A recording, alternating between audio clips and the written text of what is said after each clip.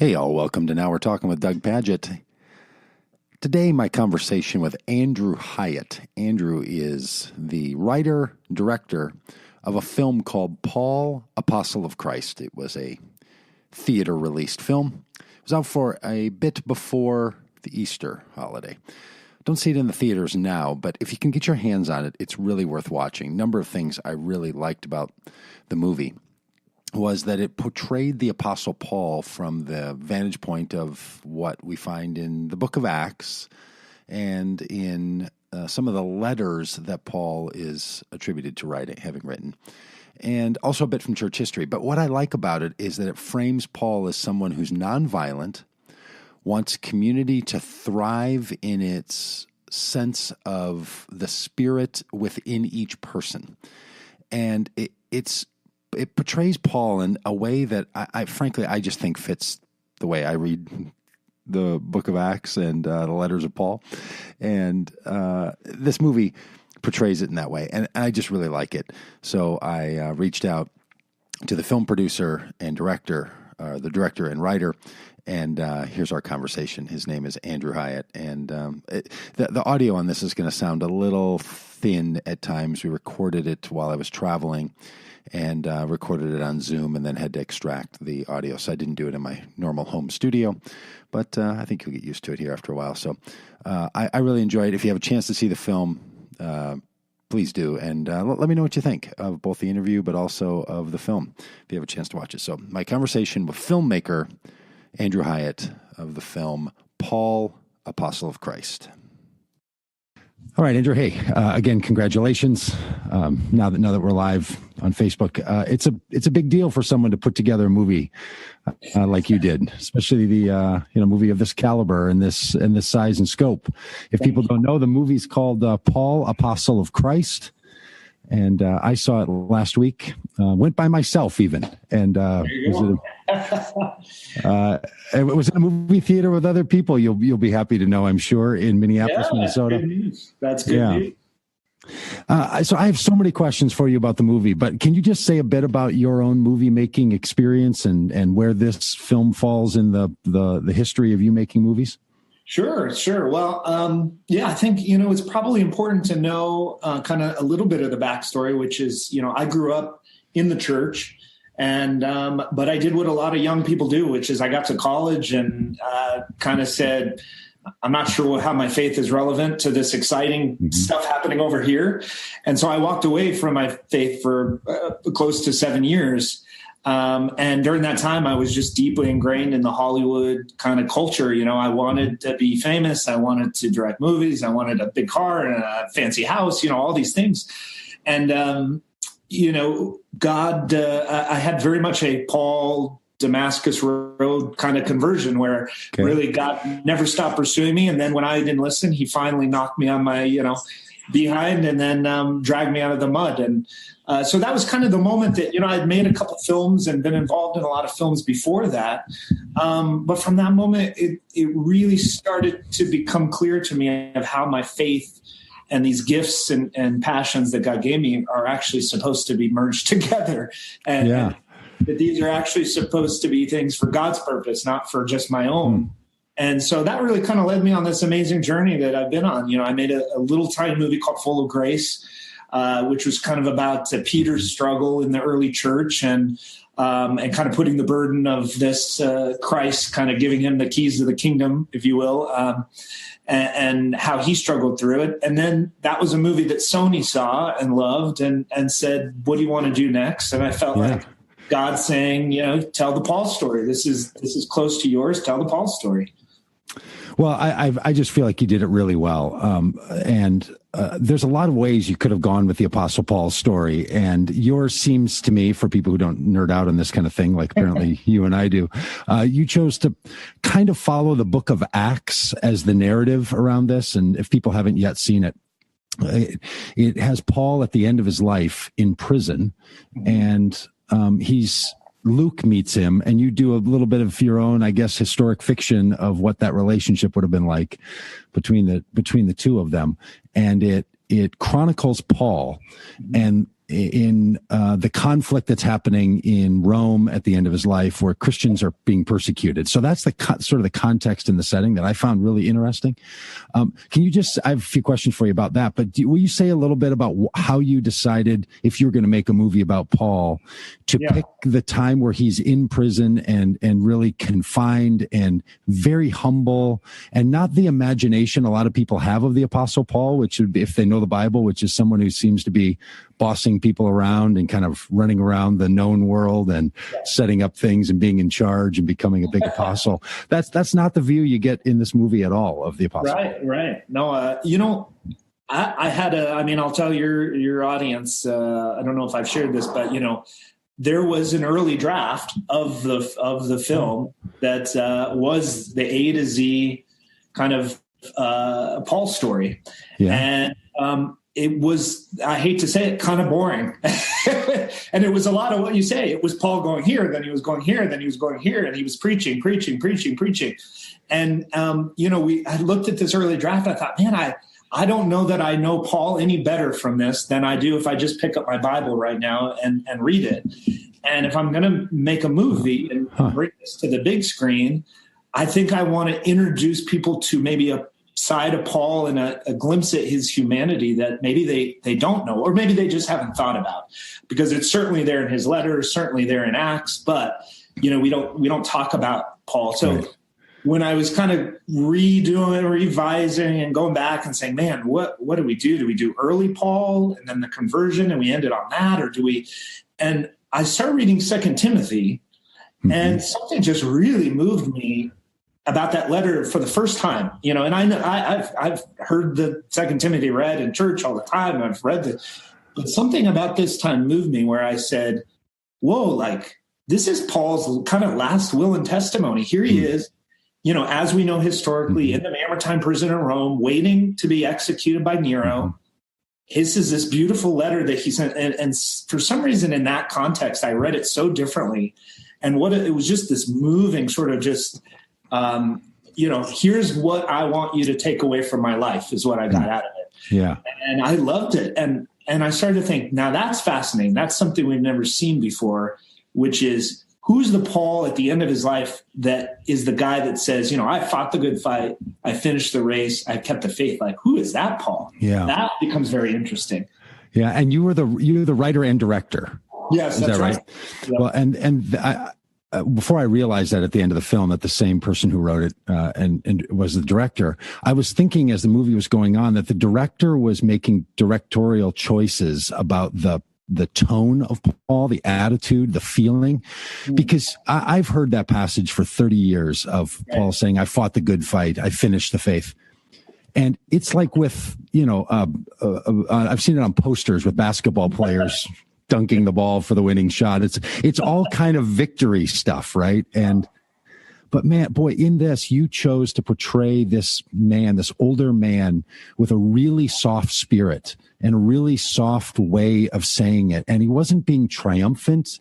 He was being reflective on the fact that he was fortunate to have fought the good fight is the way that I heard it. And that was a tone all the way through with Paul, that it didn't seem to be it's actually the version of Paul I like. So maybe I was just seeing the world as I am, not as you tried to portray it, but it really was there was a humility and a softness and kind of an everyman nature to this storyline that was really different.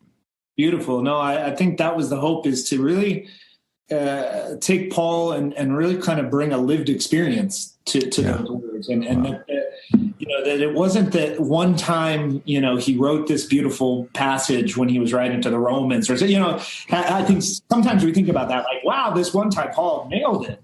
But this came out of a lived experience, that this guy really lived this life of following Christ to the end. And these are probably things that he's reflected on and spoken of and encouraged people with his whole life or since his conversion.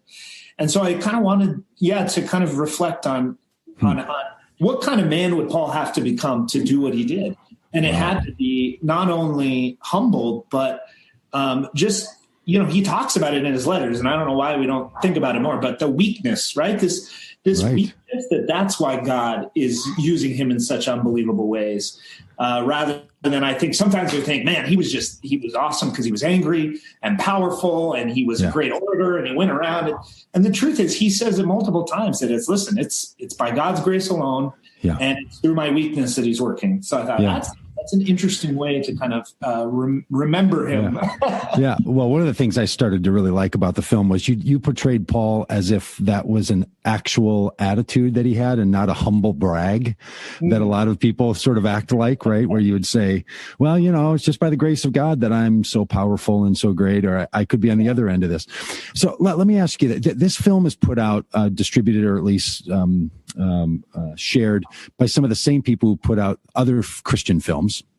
And the advertisements and the trailers before Paul, Apostle of Christ, were the people that make Fireproof and all those. And I don't know if you're involved in those films or if that's the same crowd, but those films have a different attitude to them, it seemed to me, than this one. That this is a Christian film put out to that same market, but it seems to be saying something different, like this is humility, and this is softness, and this is trueness of the Spirit. And at one point, Paul says to the people in Rome, the Priscilla and Aquila and their community, I thought you did a great job of kind of curating what life would have been like for this people in Rome. They ask him the question through Luke's visit: should we stay in Rome and risk death, or should we leave? And Paul says that each one of you needs to decide that with your own conscience and your own life. Like, you're doing something there where you're saying in your fictional narrative of that question, the kind of Paul that I read would say, the Spirit of God is in all of you, and that's what you should lean on to make this decision, and not use me as your final authority when it comes to this issue of your faith in your life. That you're pushing on some buttons there, it seemed to me. I don't know if you were doing it intentionally or not, but I was noticing a different way of reading Paul and a different way of using the authority of Paul's life to be an inspiration for faithfulness, not a demand for following in a particular way. That's right. And I think, if I can say this, hopefully I don't upset a lot of people, but, I'm not interested in the sort of American Christian version of a lot of these films, in the way that it's sort of this inspirational, but everything is great. And, if you just believe in Jesus, don't worry. Yeah. It's not the truth that I found in the gospel. It was so much deeper and so much richer. Wow. Yeah. And I think that we actually kind of vanilla it a little bit, if that's the phrase, but and so the only reason I was interested in making this film is I wanted to feel that authenticity, and that rawness, and that grit of how do you live a life, by the way, in the middle of persecution, in the middle of evil, in the middle of not just going to church on Sunday, listening to some great music, and then going back to your routine, but to be like, this is, they gave everything for Christ. Paul gave everything. And so what's that experience of the faith? And I hope, even a 1% of that came through, then I'm excited.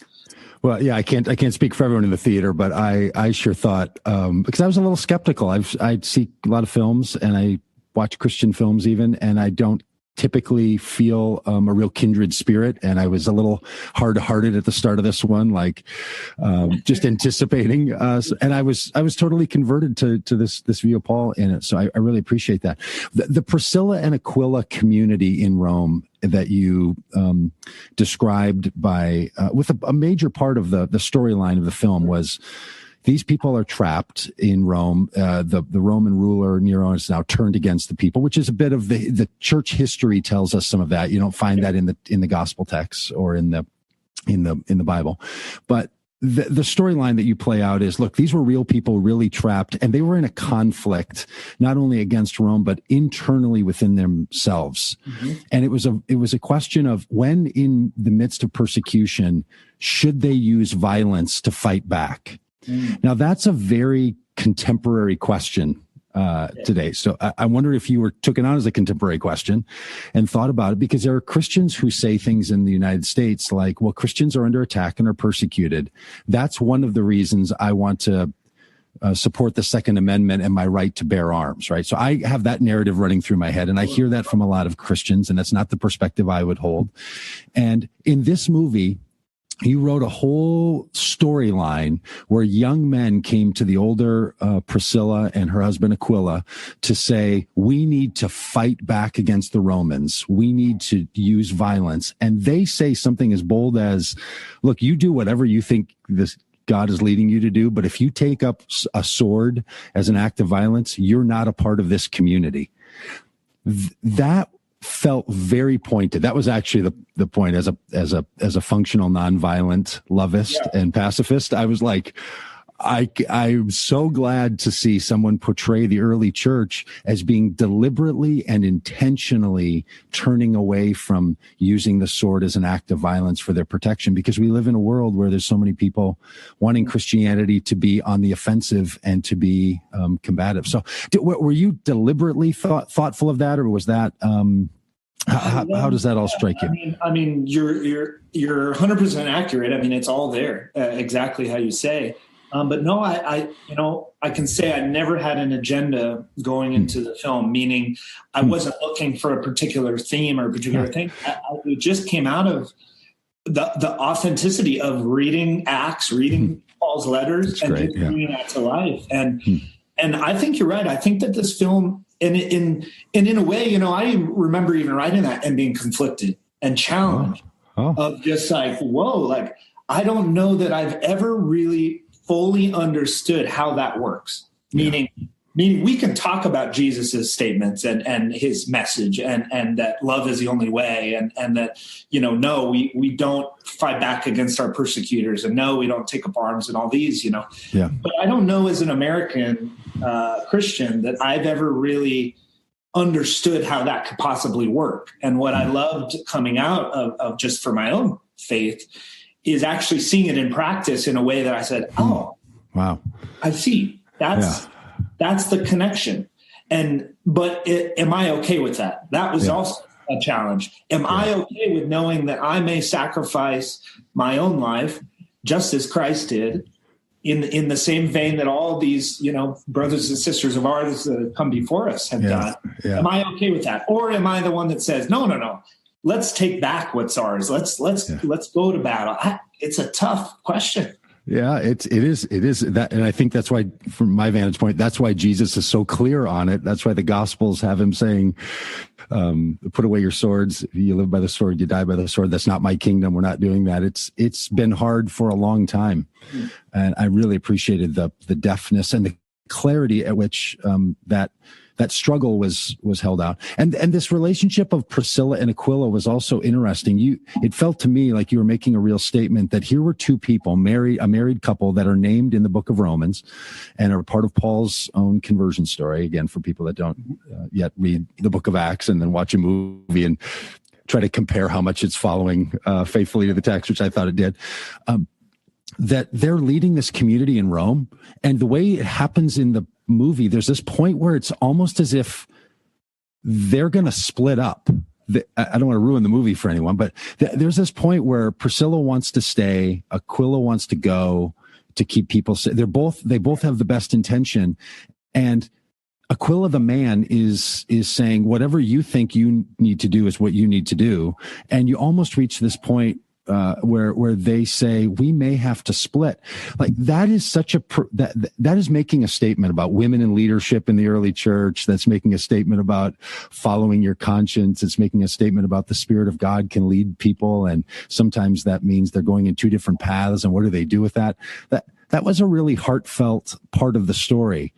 Do you want to say anything about how you wrote that, or why that was important to you, if in this Paul story, to have Priscilla and Aquila community be so conflicted? Yeah, it was important because, again, I think with a lot of these stories and these films, there's it's like the gospel becomes so easy, and it becomes so like, on the surface, like, yes, if we just follow Jesus, everything's going to be fine. Yeah. And I wanted, and I just, that's not what I get when I read the gospel. And what I get that there is going to be conflict and there is going to be tough times where you don't know the answer. Mm-hmm. And I mean, I can speak to that in my own life where you're saying, I don't know whether to take this job or this job. And we have to just lean on God and say, give me some wisdom here.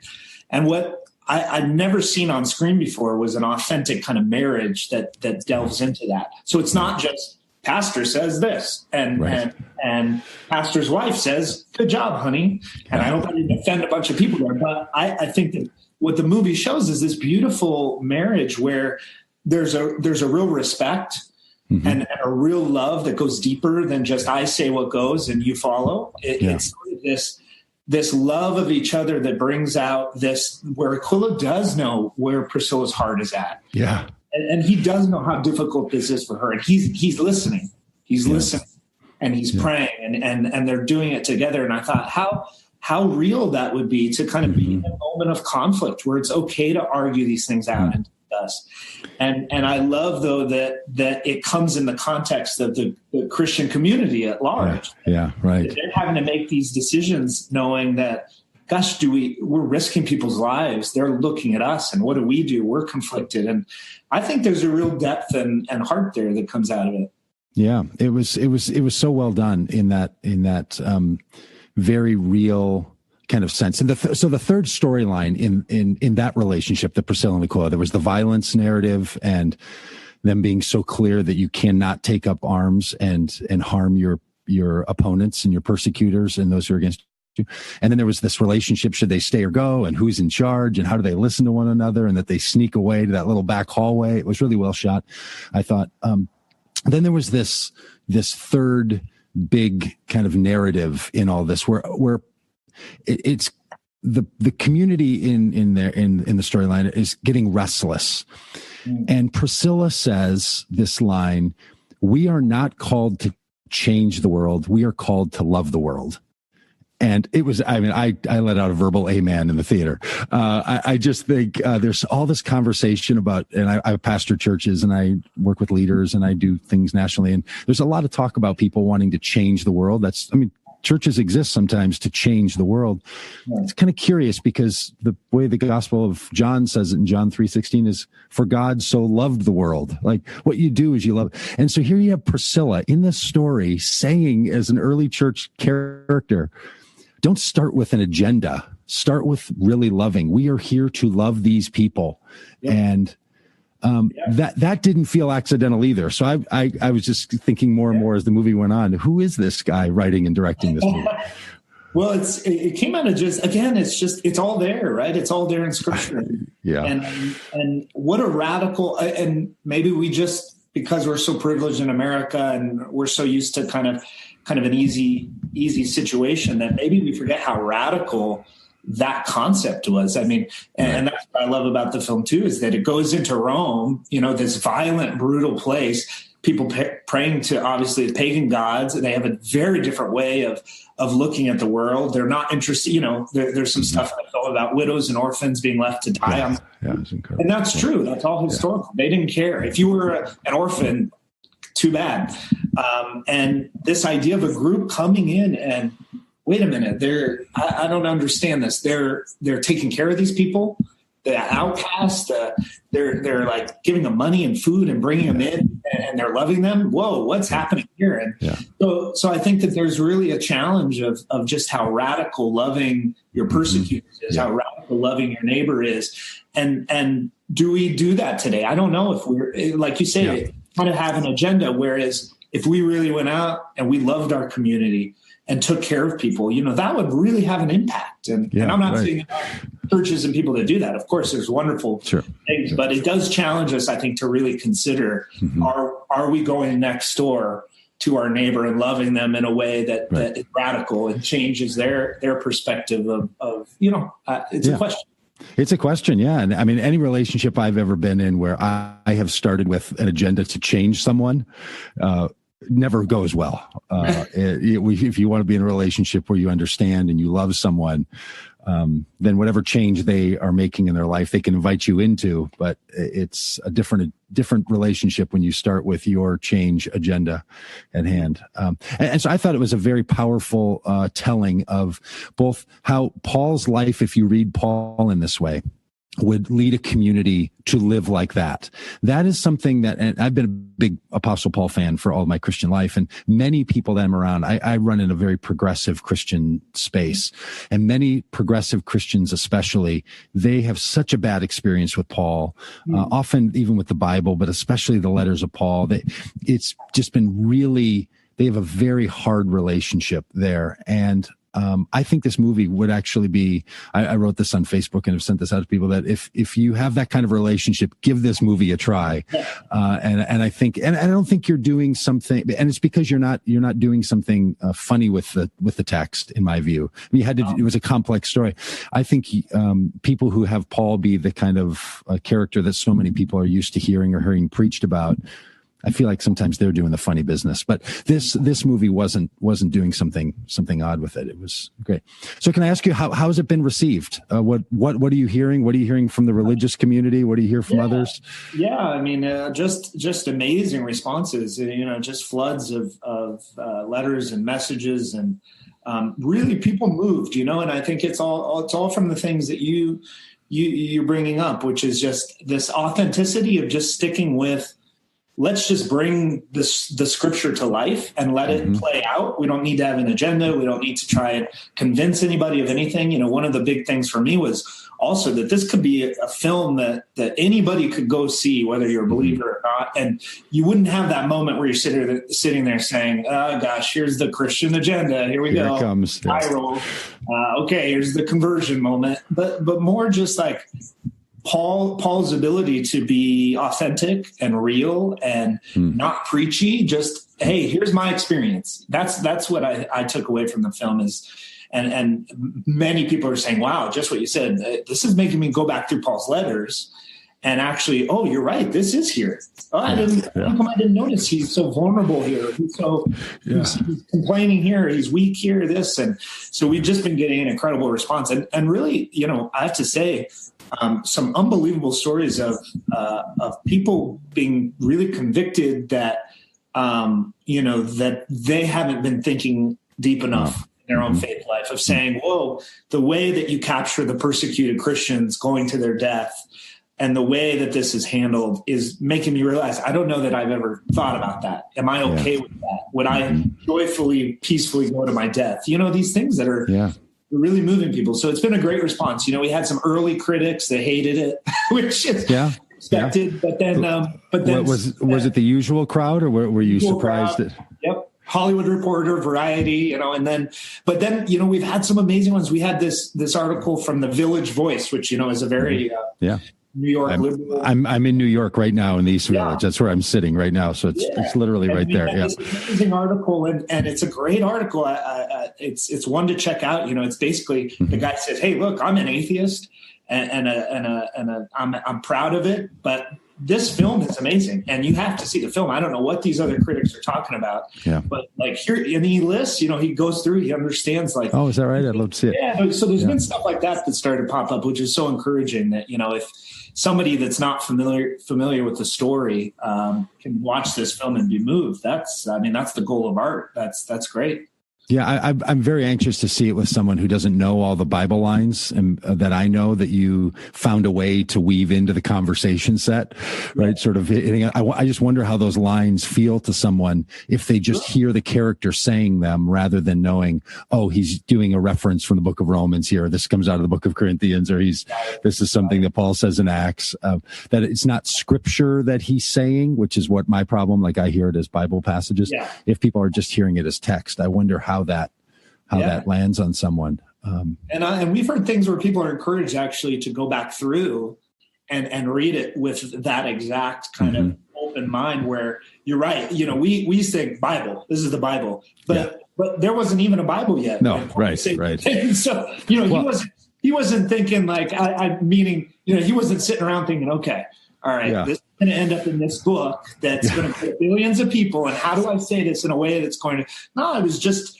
an authentic lived experience that he was just sharing his heart, All right. So I know I've taken a little more time than I asked you for, but can I just ask you this? How did you decide to put the decision for the writings of Paul to be chronicled in the mind of Luke in the story, not in the mind of Paul, where Luke has to convince Paul that he should write down the story, which essentially becomes the book of Acts. I mean, that's what but Paul doesn't even want this thing written down because he said, I think people will get the story wrong. I think they will try to idolize me, which is the exact thing that has happened, right? So that's an interesting kind of critique that's what's going on. How did you, who helped you with that decision, or was that all you, or how'd you come around to make that?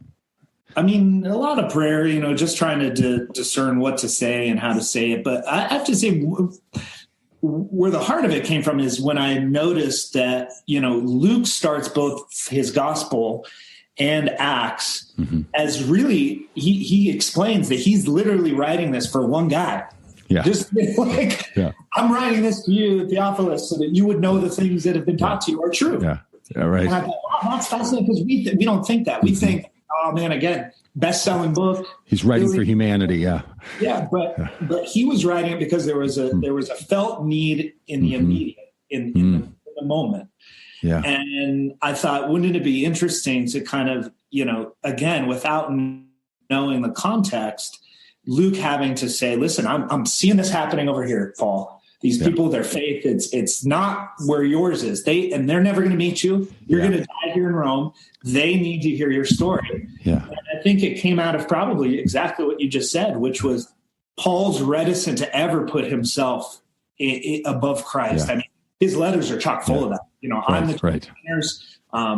It's my weakness. It's by God's grace alone. He's very outspoken. And I thought, how would a guy like that react immediately to someone saying, hey, I want to do your biography and let's get it out there to the people? It just felt an authentic thing for him to say, well, that's making me a little uncomfortable. Why would we do that? Yeah. And then Luke to kind of remind him, hey, remember, I didn't meet Christ in the flesh. I didn't walk with Christ. And then I heard you. It was your experience that made me go, wait, I want that. I want that encounter. And it's just kind of this beautiful, I think, thing how Paul's story can help us encounter Christ, but it's not Paul's story that is the gospel. Yeah, right. We're not following Paul. Right. We're following Paul who followed Christ. Yeah. And it would be nice to make a mention of that because I agree with you. I think people pick and pull out of his life, out of his story, out of his letters, and then say, see, this is the we have to do this. And maybe. Maybe. But maybe not. I don't know. Maybe.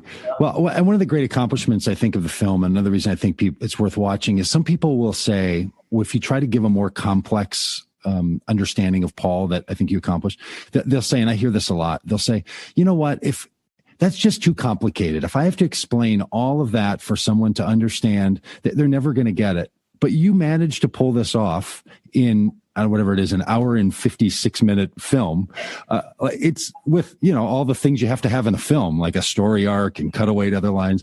It really showed me that it's not as difficult to create this narrative around Paul that a lot of people think that it is.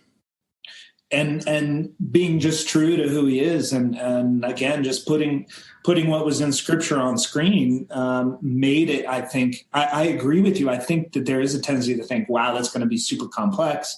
Nobody's going to get it. It's going to be full of these theological rabbit holes." Right. But it's cool when the gospel is the living word of God, and it's living and breathing. Yeah, it's not that it just existed in the first century. That's what was really surprising, I think, to all of us, to be able to watch this and say, wait, Paul's saying what he said in Romans, Paul's saying what he said in 2 Timothy, Paul's saying this, and yet it is completely relevant to my life right now. I am listening to this guy saying this, saying, oh, yeah, that speaks into that I have right now. I would like someone to say that to me. That would be a good thing to hear today. It's great. The beauty to me of Scripture and the Gospels and the beautiful writings of Paul is that they're living and breathing. It's Holy Spirit inspired and they're as relevant today as they were then, and they're relevant to all of us because we're human beings. Whether you're a believer or not, they deal with the human condition, and there's something beautiful about just being simple in that, just putting it up there and letting people kind of find it for themselves and not overthinking it. Yeah. So, yeah. Well, and the movie does it in a soft way, and I think it fits the narrative well. So congratulations. What are you working on next? Now, I'm sure that's the question you get all the time. Everyone wants to know. Hey, Andrew, what have you done for us lately? I'll say what I always say, which is, I have plenty of stories in my head, but God's plans are always much better than mine. So great. Let's see what he wants to do next, and I'm happy to follow. All right. Well, congratulations. And if you're ever in Minneapolis, you've got a fan. So Awesome. Thanks so much for having me, and God bless you. Yeah. And you. Well, there you have it. Nice interview, huh? Have a chance, go see the movie.